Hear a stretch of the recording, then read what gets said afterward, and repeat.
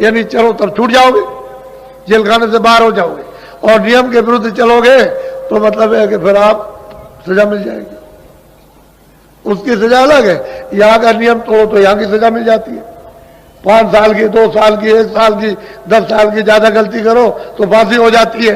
तो असल में नियम का उल्लंघन नहीं करने पर, अरे भाई उल्लंघन के ही तो कानून है, उसी के लिए कोर्ट कचहरी है कि आपने ये बुरा काम किया, आप ऐसा मत करो, उसकी सजा दी जाती। माफी मांग लोगे, नहीं करेंगे तो ठीक है, लेकिन करोगे उसी के लिए कि तुम्हारी आदत, तुम्हारा स्वभाव छूट जाए, उसी के लिए सत्यता, सेवा के लिए, प्रेम के लिए, सत्यता के लिए, इसके लिए तो कोई कठिनाई न कभी हुई न कभी होगी। कोर्ट कचहरी तो बुरे काम के लिए, अच्छे काम के लिए कभी भी नहीं है। तो आप लोग मनुष्य जीवन को आप सार्थक बनाओ। तो पहले तो मैं एक भजन कराऊंगा, क्योंकि मेरा काम तो भजन कराने का, असली काम दोनों काम ले लेना, कि ये भी शरीर के लिए भी लेना और भजन भी कराना। और उधर पे त्रिवेणी संगम पर भेजूंगा मेरी बातों को अच्छी तरह से। ये जिस घाट पर आप आए हो उस पर वो बैठे हुए, मल्लाह भी बैठे, पंडे भी बैठे। पंडा तो एक शब्द है, वैसे तो वो ब्राह्मण है। वो बैठे हुए, वो मेहनत करते हैं, दिन भर बैठे रहते हैं, मेहनत करते हैं, सामान को रखाते हैं, आपको मतलब है चंदन ये वो सब कुछ देते हैं, और मतलब ये है कि जगाते रहते हैं। तो आप मतलब मल्लाह नाव ले जाते हैं, ले आते हैं बरसात में, तो आखिर इनकी उतराई तो थोड़ा बहुत उनको भी देते जाए, क्या बात है। अरे भाई रास्ते में तांगे में बैठोगे, इसमें बैठोगे तो थोड़ा बहुत उसको भी कि भाई मेहनत किए, चलो भाई तुम्हारी मेहनत करें तो मिले। तो सब जगह अपनी अपनी मेहनत है, वो मेहनत का। रेल में बस में आते हो तो मतलब देकर आते हो, भाई वो भी मेहनत है, वो भी मतलब है कि चलेगा, टूटेगा फूटेगा ठीक हो जाएगा। तो हर जगह अपनी अपनी जगह मेहनत है, तो सबकी मेहनत दे दो तो जल्दी निकल जाओ, जल्दी काम हो जाए। और मेहनत नहीं दोगे तो फिर जहीं कहीं फंस जाओगे, तो बड़ा मुश्किल। इसी तरह से वो विधान बना हुआ कर्मों का, पाप का, पुण्य का। तुम उसका कर्जा चुका दो। हम तो चाहते हैं सबका कर्जा चुक जाए। जितने लोग चारों तरफ से आए, किसको किसने किसको दिया है, ये बेचारे जो है क्या मतलब ये कि 2-4 टीमें काम कर सकती है, जो सफाई करते हैं उनके लिए। तुम खुद झाड़ू लो अपने हाथ में इनके साथ, और झाड़ू लेकर के सुबह 2 बजे उठ करके सेवा करो, देखो कितना कर्जा तुम अदा किए देते हो। जिसका लिए तुमको क्या मालूम कि कर्जा कैसे चुकाया जाएगा। पानी पिलाओ, इनको बना करके खाना खिलाओ, अपने में से कुछ बना के खिला दो कि तुम भी खा लो आकर के। तो प्यार से, प्यार के साथ मोहब्बत के कर्जा चुक जाएगा। जो लाखों लाखों लिया या करोड़ों लिया है या करोड़ों किसी को दिया, तो लेना देना कर्म कर्जा बच्चा चुकेगा में ब्याज के, तो जीवात्मा छूट जाएगी, तो वापस पहुंच जाएगी। नहीं, कर्म कर्जा देना ही है। इस लोक का नियम बना हुआ कि बिना कर्म कर्जे के आप अदा किए हुए यहां से जा नहीं सकते हो। फिर महात्मा ज्ञान रूपी अग्नि जला देते हैं, उसमें फेंकवा देते हैं अग्नि को, योग रूपी अग्नि को, तो उसमें जल के खाक, उसका साफ सामान तैयार कर लो, फेंकने में क्या देर लगेगी, 60 से साफ हो जाएगा। तो दिमाग ज्ञान चक्षु तीसरा नेत्र है, यानी मनुष्य रूपी मंदिर में खुल जाएगा। यही से बैठ के स्वर्ग देखो, इसी जगह से। अरे तुमको क्या पता है स्वर्ग का? अभी किसी से पूछा जाए, तुम बहुत पढ़े लिखे हो, स्वर्ग में क्या क्या है और कौन कौन रहता है, तुम बता दोगे? जब तक देखोगे नहीं वहां, तब तक क्या बता सकते हो? वो मुसलमान कहते हैं कि वो 14 तबक है, 14 भवन है, ना वो बता सकते हैं ना आप बता सकते हो, किताबों को देखते रहते हो। अरे महात्माओं ने देखा तब लिखा, आपने तो कुछ किया नहीं, ना कुछ देखा, तो आप क्या बताओगे कि क्या चीज कहां पर है?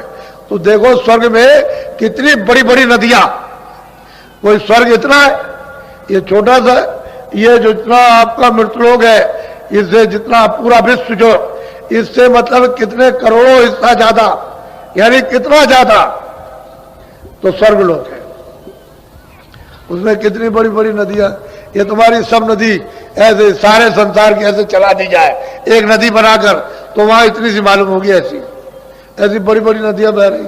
अरे तुम उधर चलो उस रचना की तरफ, उस मतलब ये है कि देवलोक की तरफ में, कि यही से रास्ता जाता है सीधा। जब तुम्हारा ये साफ हो जाएगा तो बच्चा यही से सीधा। अरे भाई जहां दूरबीन जब लगती है तो दूर की चीज पास और पास की चीज दूर, यही तो दिखाई देती है। तो तुम्हारे पास तो दूरबीन है ही। आंख की सफाई होने की जरूरत है कि वो मैल चला जाए, गंदगी चली जाए, तो दिव्य नेत्र ज्ञान चक्षु खुल जाए। तो यही से बैठ के महात्माओं ने तो यही तो है। वो कहते हैं कि मुंह देव नैन, मैंने अपनी आंखों को बंद किया, बंद कर लिया। वो स्वामी जी कहते हैं दोनों आंखें बंद कर दी, ये मेरी अंदर की आंख खुल गई। तीसरी आंख, तीसरा नेत्र, दिव्य नेत्र खुल गया। तो कहते हैं मोह विलोक राम मुस्काए। मैंने उनको देखा, वो बैठे हुए कितने बड़े हैं, तो कोई इतने थे, ये सारा संसार के सामने करोड़ों हिस्सा ज्यादा कर दिया जाए, यानी बड़ा कर दिया जाए, उससे भी बड़े। कोई ऐसे बैठे, ऐसे इस तरह से कहते हैं। मैंने उनको देखा, वो बैठे मोह विलोक राम मुस्काए। कहते हैं वो बैठे हो, मैंने उनको देखा और मुझे देख करके हंस पड़े, मैं भी हंस पड़ा। वो कहते हैं मैं भी आता हूं, वो भी ऐसे, वो भी खुश हो गए, मैं भी खुश। तो उन्होंने रास्ता दे दिया, कह लगे चले जाओ उधर, उधर जाओ, तुम उधर जाओ। तो कहते हैं उधर मार। कहते हैं उधर गया तो खड़ा हो गया बीच में। तो उधर देखता हूं, नजर आया। कहते हैं तमाम स्वर्ग वैकुंठ की रचना को उन्होंने देखा। फिर निगाह मारी उन्होंने नीचे की तरफ, तो मृतलोक क्या है उसको भी उन्होंने देखा। फिर निगाह मारी कि नरक क्या चीज है, उसको भी देखा। नहीं, उधर बहु ब्रह्मांड दिखाया। कहते बड़े बड़े ब्रह्मांड, बड़े बड़े लोग मैंने दिव्य ज्ञान चक्षु से देखे। यही बैठ करके दोनों आंखें बंद की और यही बैठ करके मैंने उनको देखा। तो सफाई तो करो कम से कम, गंदगी कूड़ा कचरा भरे रहोगे तो कैसे हो? जब आंख खराब हो जाएगी तो कितने यत्न करते हो कि आंख किसी तरह से रोशनी दे जाए, तो तुम कितना यत्न करो। अरे भाई, जहां पर ये कूड़ा कचरा जमा है वो बिना महापुरुष के कोई जानता ही नहीं, किसी को मालूम ही नहीं है, और बगैर उठ के कोई साफ कर नहीं सकता, चाहे जितना उपाय करो आप।